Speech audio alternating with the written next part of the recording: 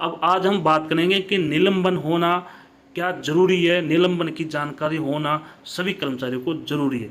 तो दोस्तों बारीकी से इस वीडियो को मैं लेके आया हूं और आप जानिए और दूसरे कर्मचारियों को भी समझाने की आप कोशिश कर सकते हो कि आप सस्पेंड होते हो या कोई कर्मचारी सस्पेंड होता है तो उसको क्या क्या सुविधा मिलती है और क्या क्या सुविधाओं में कटौती होती है और कितना वेतन कटता है सस्पेंड होने पर और कितना वेतन मिलता है। तो दोस्तों शुरू करते हैं इस वीडियो को।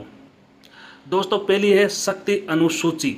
ठीक है, दंड देने के लिए सक्षम अधिकारियों दंड के योग्य कर्मचारी के बीच पद वेतन मान की मर्यादा बनाने के लिए उद्देश्य से जो सूची बनाई गई है उसे शक्ति सूची कहते हैं। अब हमारा पॉइंट आता है यहाँ से दोस्तों कि कर्मचारी को निलंबन कैसे किया जाता है, कौन कर सकता है। देखो कर्मचारी को जो सस्पेंड होता है वो स्टैंडर्ड फॉर्म 1 होता है। जब आपके लिए 1 निकल गया तो मतलब आपको सस्पेंड कर दिया। सस्पेंड तुरंत प्रभाव से किया है या भूतकाल प्रभाव से किया है ये भी जानना जरूरी है।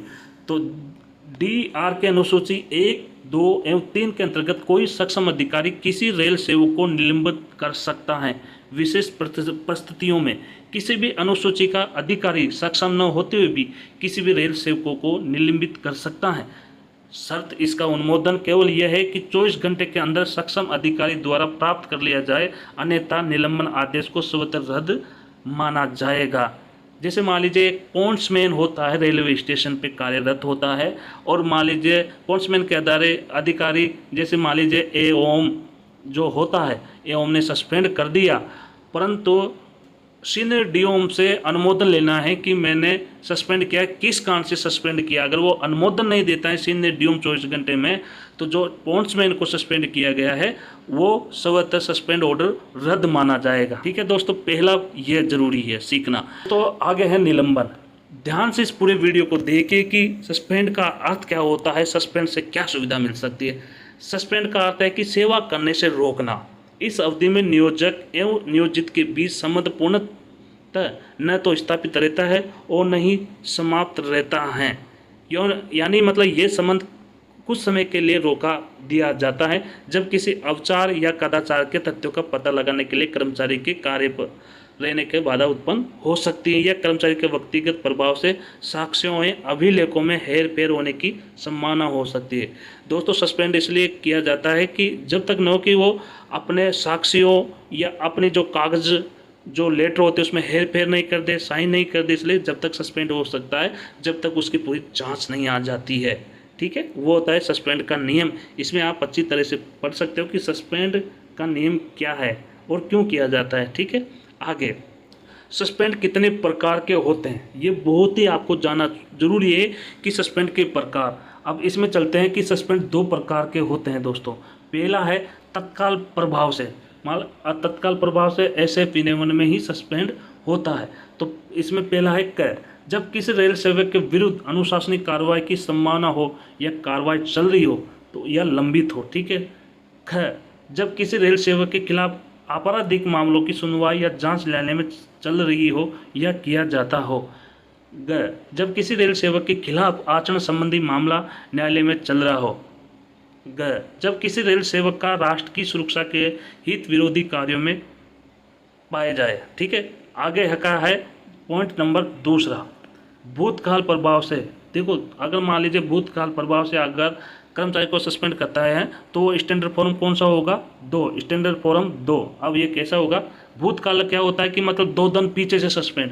मान लीजिए आज हो गए 20 तारीख तो आज आपको सस्पेंड तो किया है आज की तारीख में, परंतु आपको 18 तारीख से सस्पेंड किया है। तो वो कैसे देख लीजिए इसमें। जब कोई रेल सेवक रेल कर्मचारी 48 घंटा या ज़्यादा समय के लिए पुलिस हिरासत में रखा जाए तो उसे तिथि से। जब किसी रेल सेवक किसी आपराधिक मामले में 38 घंटे या अधिक की सज़ा कैद जेल हो जाए उस तिथि से। जब किसी रेल सेवक को रेल सेवा से बर्खास्त अनिवार्य सेवानिवृत्त का दंड दिया जाता है और इसके विरुद्ध अपील न्यायालय में मामले की पुनः जांच हेतु स्वीकार कर लिया जाता है तब तत्काल प्रभाव से अगले आदेश तक कर्मचारी को निलंबित माना जाता है। अब देखिए ये आ गया मेन। अब इसको भी ध्यान से जानना जरूरी कि निलंबन अवधि में मिलने वाली सुविधाओं एवं भत्ते। अब मान लीजिए आप सस्पेंड हो परंतु फिर भी आपको ऐसा थोड़ी कि रेलवे पगार नहीं देगी, तो क्या क्या सुविधा मिलेगी आपको और कौन से भत्ते मिलेंगे, इसमें पहला है ए, जीवन निर्वाह भत्ता। पहला आपको क्या मिलेगा, मतलब आप सस्पेंड तो हो परंतु आपका जीवन चलाने के लिए तो भत्ता तो रेलवे देगी ना भाई, रेलवे ने सस्पेंड किया है। तो इसमें क्या है, देखो, निलंबन अवधि में कर्मचारी के जीवन यापन हेतु निर्वाह भत्ता दिया जाता है, जो उसके मूल वेतन का कितना होता है, 50%। ठीक है दोस्तों, और प्लस में महंगाई भत्ता मतलब डीए। आगे चलते हैं, यदि निलंबन 3 माह से अधिक हो गया, निलंबन 3 महीने से अधिक प्रशासनिक कारणों से होता है तो निर्वाह भत्ता 25% बढ़ा दिया जाता है। मतलब आप 3 महीना सस्पेंड हो या उससे अधिक हो और वो किसके कारण से, प्रशासन के कारणों से सस्पेंड चल रहे हो, आप पर कोई कार्रवाई नहीं हुई, न आप पर कोई जांच हुई, तो आपके जो भत्ते हैं और मूल वेतन मिल रहा है उसमें 25% भत्ते बढ़ा दिए जाएंगे। ठीक है, अब इसमें भी एक और कारण है, ये देखिए, यदि निलंबन 3 माह से अधिक हो, कर्मचारी की गलती के कारण होता है तो निर्वाह भत्ता से 25% की कटौती की जाएगी।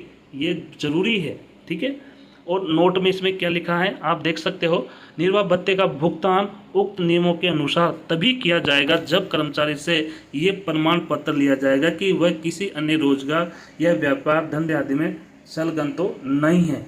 तो ये भी जरूरी है, और ये सब बातें आप भी ध्यान दीजिए और कर्मचारियों को जरूर बताएं।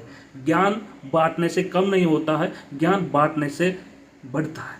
ठीक है, आगे चलते हैं बी पॉइंट पे, मुख्यालय, मतलब किस मुख्यालय से सस्पेंड किया है तो आपको ड्यूटी रोजाना हाजिरी लगाने कहाँ आना पड़ेगा। ये भी निलंबन अवधि में कर्मचारी का मुख्यालय अनुशासनिक अधिकारी द्वारा निर्धारित किया जाएगा, जो या तो कर्मचारी का मुख्यालय होगा या कोई अन्यंत्र। तो जो निलंबन के बावजूद कर्मचारी पर सेवा शर्तें लागू रहती है, उसका मुख्यालय सामान्यतः वही रहता है जहां से उसे निलंबित किया गया है, पर कर्मचारी के निवेदन पर प्रशासन की संतुष्टि पर उसका मुख्यालय बदला भी जा सकता है। ठीक है, आपको मतलब सस्पेंड तो कर दिया है, पर आपकी गैंग हेड क्वार्टर है या फिर आपका मुख्यालय जो हेड क्वार्टर है आपकी, वहाँ पर रोज़ सुबह से शाम तक जो आपका ड्यूटी पीरियड होता है, ड्यूटी समय होता है, उसमें आना जाना रहेगा। परंतु अगर आप प्रशासन को कहते हो कि भाई मुझे वहाँ पर रहने दीजिए, अगर आपकी बात पर प्रशासन संतुष्ट है तो आपका मुख्यालय भी बदल सकता है। ठीक है दोस्तों, अब देखिए सी। अब सी क्या कहते हैं, सुविधा जो मिलेगी, क्या क्या सुविधा और मिलेगी आपको अगर सस्पेंड हो, सुविधा मिल रही है। एक से सुविधा पास एवं पीटीओ दे होगा, साथ ही ड्यूटी पास भी मिलेगा। अब दूसरा है कि स्कूल पास एवं स्कूल फी बच्चों के लिए दे होगी। ठीक है, तीसरा बीमार होने पर सिक भी कर सकते हो। चौथा त्याग पत्र दे सकते हो अगर सक्षम अधिकारी संतुष्ट हैं, आरोप गंभीर नहीं है तब से। पांचवा है रेल आवास रखने की छूट भी आपको होगी। छठा है रनिंग स्टाफ को जीवन निर्वाह भत्ता में 30% रनिंग भत्ता छोड़कर मिलेगा। ये भी बहुत महत्वपूर्ण है कि आपको क्या क्या सुविधा मिलेगी सस्पेंड होने के बाद भी।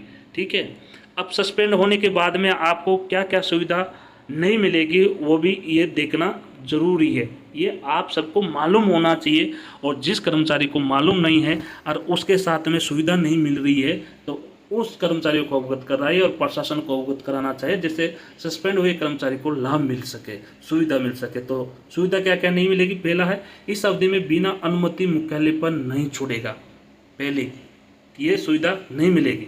दूसरा है पॉइंट है कोई उपस्थिति हस्ताक्षर नहीं करेगा। ठीक है, तीसरा है कोई व्यापार या अन्य नौकरी नहीं कर सकता। चौथा है अवकाश भी आप नहीं ले सकते हो। अब इसमें है डी। अब डी क्या कहता है देख लीजिए, वेतन निर्वाह भत्ता से अनिवार्य कटौती। अब वेतन निर्वाह से क्या क्या कटौती होगा, पहला है आवास रेंट, ठीक है, वो आपको नहीं मिलेगा। रेलवे बिजली बिल, पानी चार्ज, मल सफाई शुल्क और आयकर। ठीक है, आगे है तीसरा पॉइंट है स्टेशन डेबिट एवं स्टोर डेबिट, सरकार से प्राप्त ऋण एवं अग्रिम राशि। अब ई क्या कह रहा है, वर्णित कटौतियों जो नहीं की जाएगी।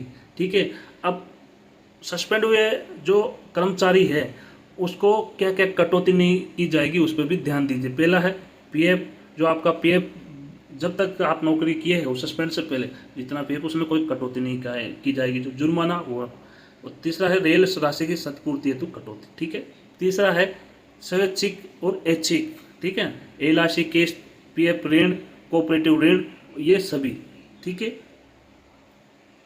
तो ये बहुत ही जरूरी है आप सबके लिए कि सस्पेंड होने पर हमारा क्या हक है, क्या मिलता है, क्या नहीं मिलता है। ठीक है दोस्तों, अब ये पॉइंट भी जरूरी है कि नैसर्गिक न्याय प्राकृतिक न्याय के सिद्धांत।